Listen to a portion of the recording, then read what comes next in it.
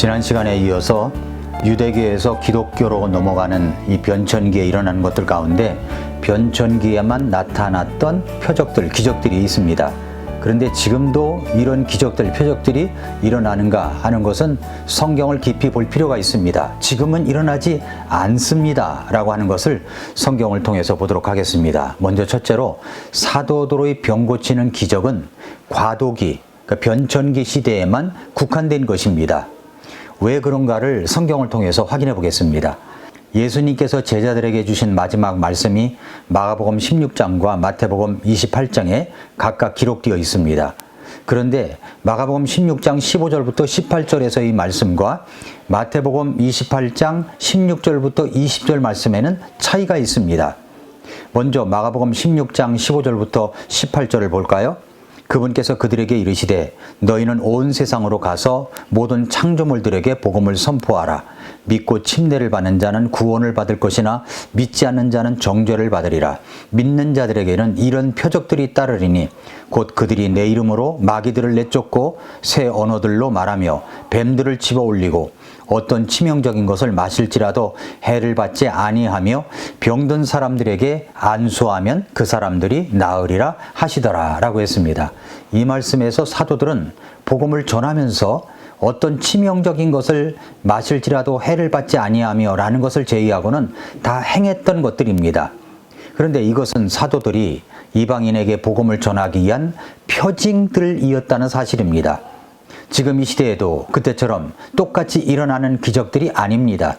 믿는 자들에게 표적들이 따라오는데 그것이 다 똑같이 이루어진다면 이 말씀 그대로 다 일어나야 할 것입니다.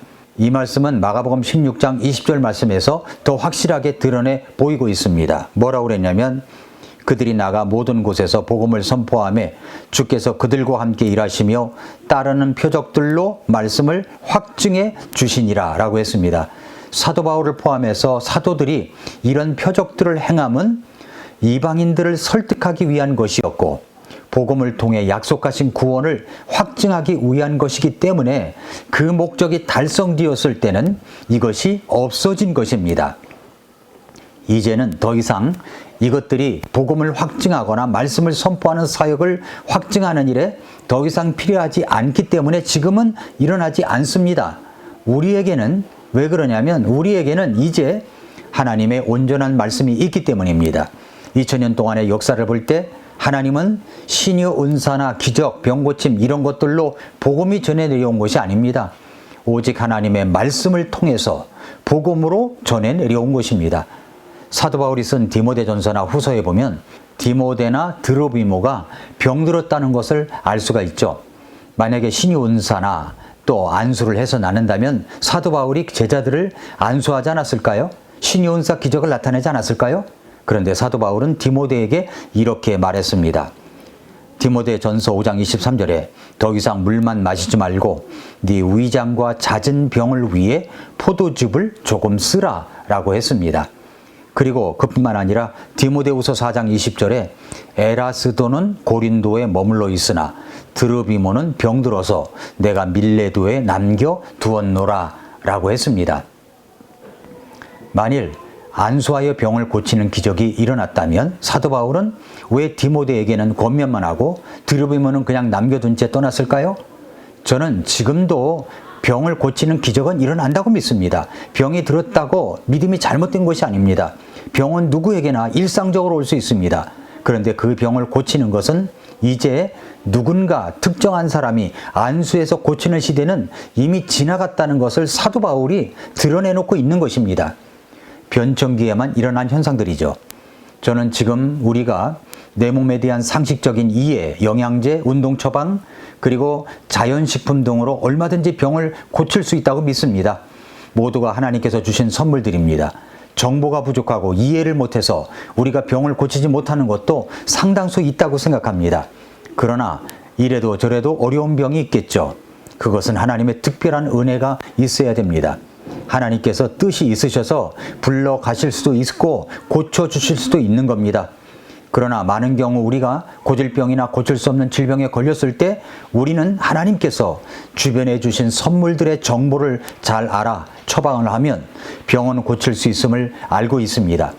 그래서 제가 주간마다 한 번씩은 건강 추천 도서를 이야기하고 건강 정보를 여러분에게 드리며 맨발 걷기나 영양제에 대해서 말씀드리는 것입니다. 저는 어떤 특별한 병 고치는 은사가 없습니다. 그 시대는 이미 지나갔습니다. 그러나 건강에 대한 많은 정보는 갖고 있습니다. 그것을 성도님들에게 나누려고 하는 것입니다. 병 고치는 은사나 표적은 그때 변천기에 일어났던 현상이었다는 사실을 우리가 알고 있어야 된다는 말입니다. 내가 기도하면, 내가 안수하면 병이 고쳐진다는 사람들은 꼭 따라붙는 것이 있습니다. 그게 뭐냐면 헌금을 하라는 이야기입니다. 헌금을. 자신이 기도하면 병이 고쳐지고 성령도 받고 방언도 받는다는 비성경적인 것들로 꽉 찬 이 비성경적인 사이비들이 얼마나 많은지 모릅니다. 그 시대는 이미 지나갔습니다. 그러나 저는 병이 고쳐지는 기적은 믿습니다. 의인들의 간구는 역사하는 힘이 있다는 것도 믿습니다. 그러나 특정한 사람이 병을 고친다는 그런 신유 은사, 기적 은사를 가졌다는 사람들의 말은 믿지 않습니다. 두 번째로 이제 그 과도기 시대에, 변천기 시대에 타 언어로 방언으로 말하게 된 배경을 알아야 됩니다. 유대계에서 기독교로 넘어가는 변천기에 나타난 표적 가운데 하나가 바로 타 언어로 말하는 것, 소위 방언입니다. 다시 말씀드리지만 타 언어, 방언은 그때만 일어난 현상입니다. 그런데도 수백 년 동안 많은 사람들이 사도시대에 있었던 그 방언, 타언어가 지금도 일어난다는 것을 보여주려고 시도해왔고 지금도 일어나고 있습니다. 신사도 운동이 바로 그런 운동입니다. 왜 하나님께서는 타언어, 방언으로 그때 당시에 그렇게 말하게 하셨을까요? 그 배경을 알아야 합니다.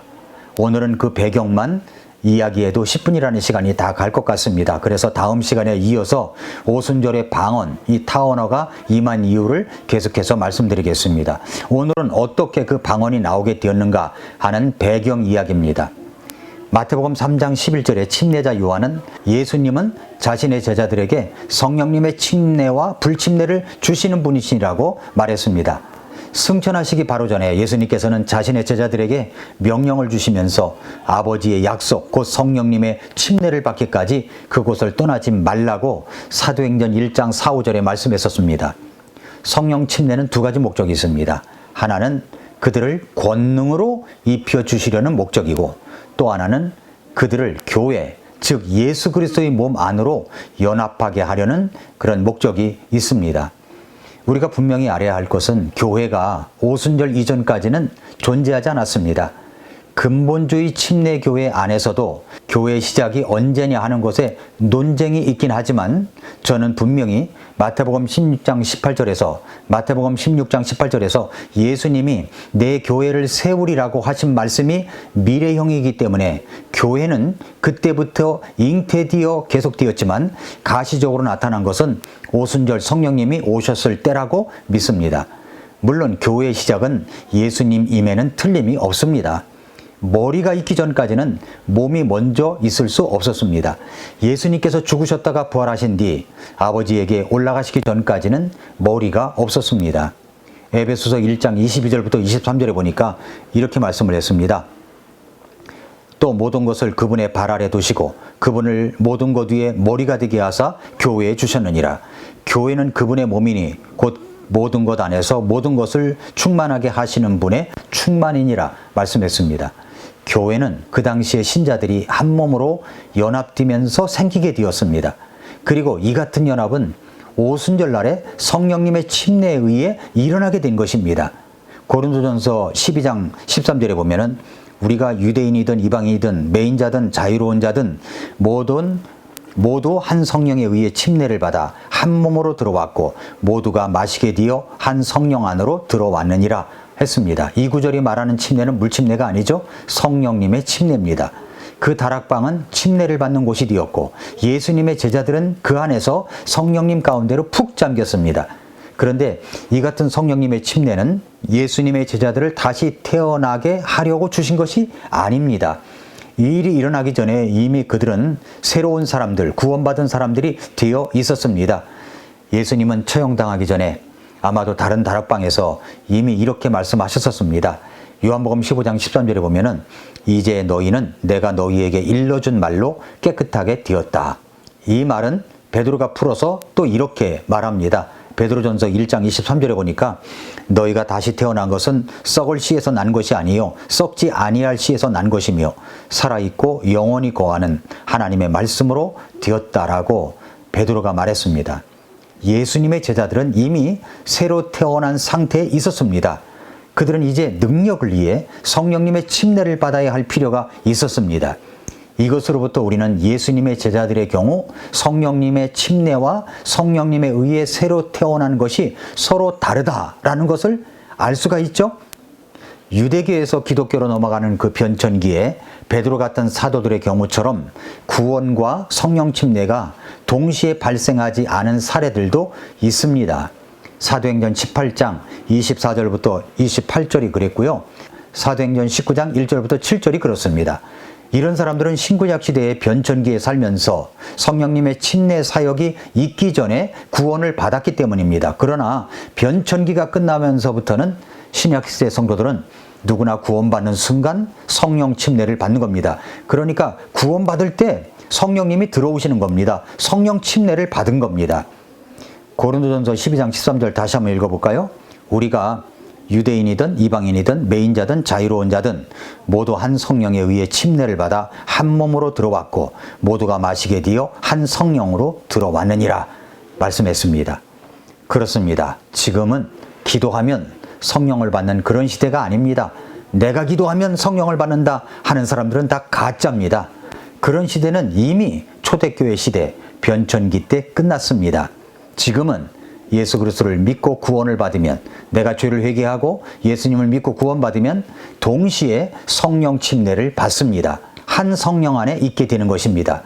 그런데 자기가 기도하면 성령을 받고 방언을 받는다는 소리는 성경도 모르는 자들의 엉뚱한 소행입니다. 가짜들입니다.